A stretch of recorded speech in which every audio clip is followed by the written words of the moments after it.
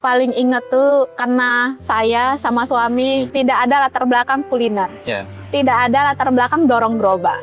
Nah, pertama kali itu kita buka, itu kejadian yang nggak pernah saya lupakan. Dorong gerobak mau masukkan ke sini itu pas naikkan ke trotoar, kita dulu bukan pakai kompor tapi pakai areng dulunya. Iya, pakai areng.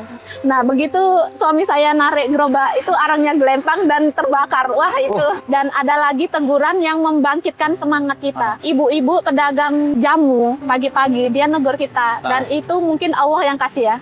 Mas, kalau soto itu lebih pagi lagi katanya gitu. Karena kita waktu itu jam 7 baru sampai sini, baru sampai lokasi.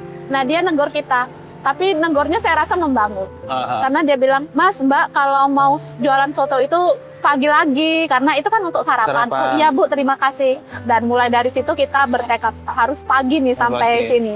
Jam 6 kita harus bisa jual nih.